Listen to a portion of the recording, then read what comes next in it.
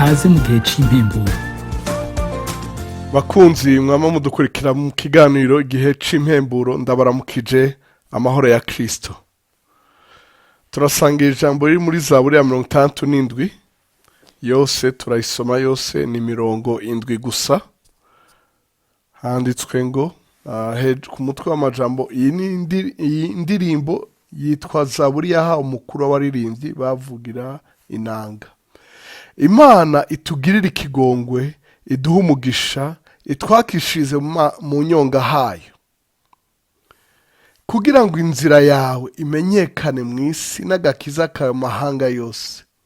Mana, amoko agushime, amoko yose agushime, amahanga anezerwe, aririmbishwe n'akanyamuneza, kuko uzocira amoko imanza ziroranye, kandi uzorongora amahanga mu isi.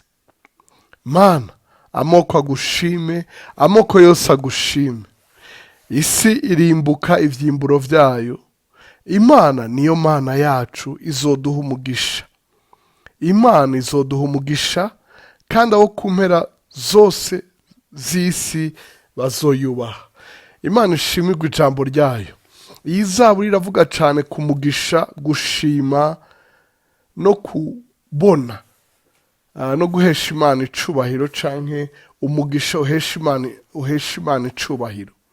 Umurongo wa mbere uravuga ngo Imana itugirire ikigongwe, iduha umugisha, itwakishize mu nyonga hayo, kugira ngo inzira yawe imenyekane mu isi n'agakiza kawe mu mahanga yose.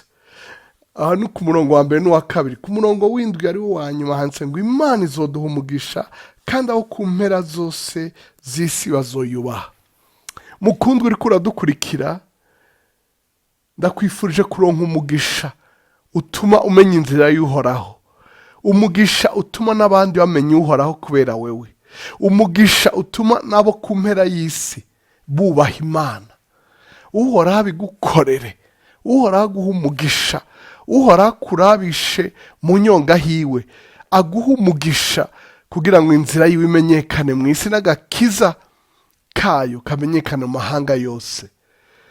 Ico gihe amoko azomushima. Umurongo wa gatatu handitse ngo Mana, amoko agushime, amoko yose agushime, amahanga anezerwe, aririmbishwe n'akanyamuneza, kuko uzocira amoko imanza ziroranye, kandi uzorongora amahanga mu isi. Mana, amoko agushime, amoko yose agushime, isi irimbuka ivyimburo vyayo. Imana niyo Mana yacu, izoduha umugisha.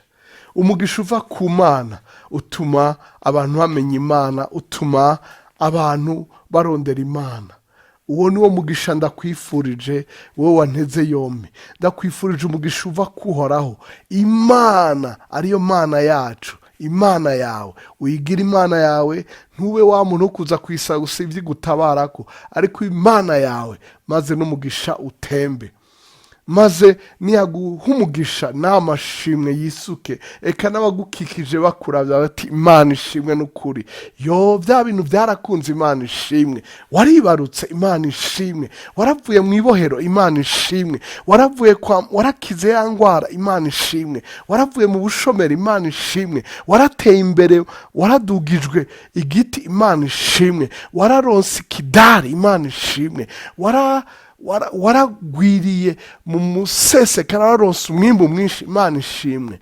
Ishimwe ryawe ritume n'umwimbu wiyongera, ritume isi yawe yimbuka gusumbya, ritume akazi kawe kima. Ishimwe ryawe rizane, rikuvyarire umugisha ugwiriye w'umwimbu mwinshi impande zose. Ndakwifurije umugisha w'Imana.